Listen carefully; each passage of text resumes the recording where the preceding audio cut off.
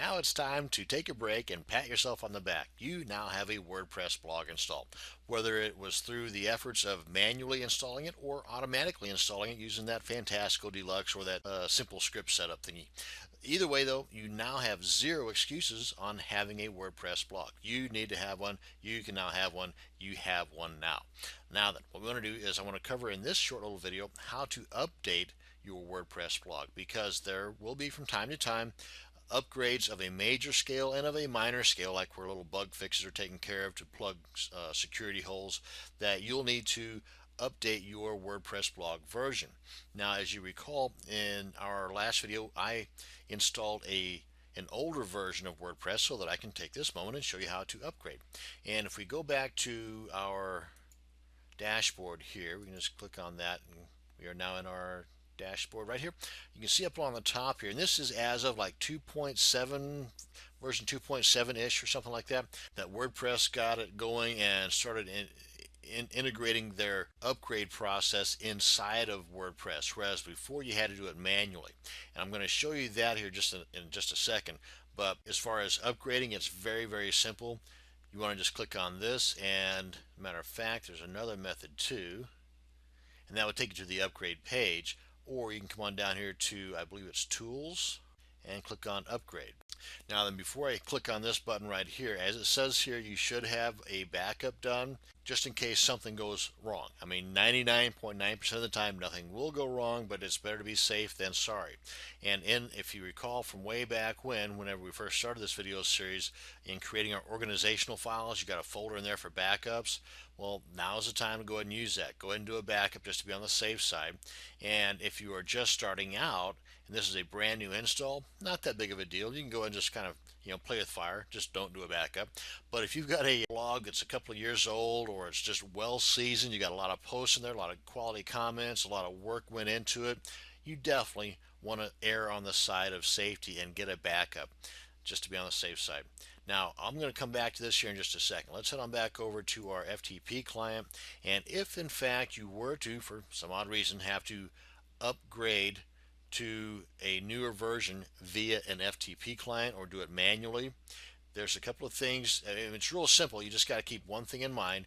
There are two items that you do not want to overwrite, because basically you've got your current version here. Let's just assume, play along with me now, that this is the new version you're uploading. So you would normally just grab all these guys, toss them on over here, overwrite the existing ones, everybody's happy.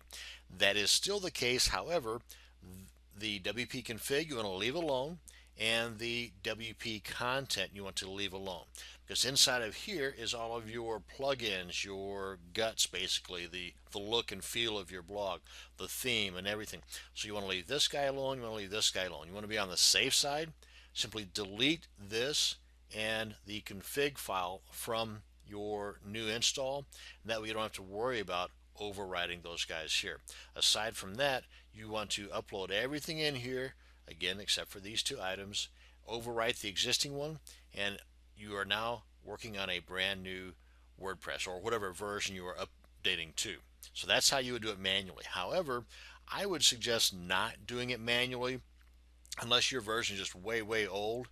In that case, that's how you want to do it. You want to update it manually by doing what I just told you. Otherwise, from version 2.7-ish or 2.8-ish on up to current, you want to really use the auto update. It's much safer, much simpler, and click on upgrade automatically. That's how easy it is, folks. And that's how easy it is to upgrade your WordPress blog from an older version to a new version.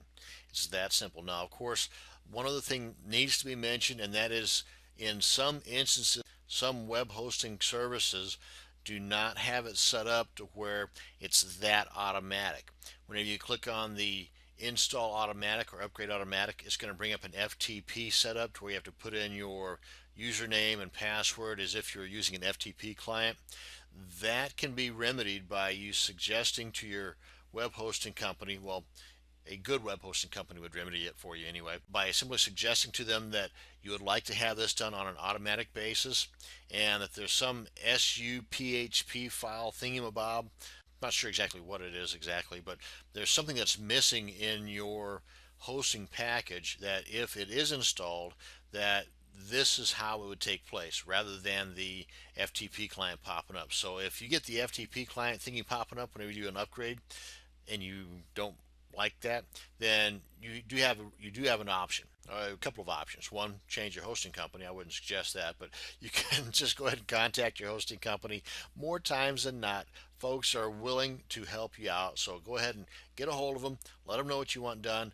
More times than not, they'll take care of it for you. So that's going to bring us to the end of this video on how to manually and automatically upgrade your WordPress blog. Thank you very much for watching, and you have a great day.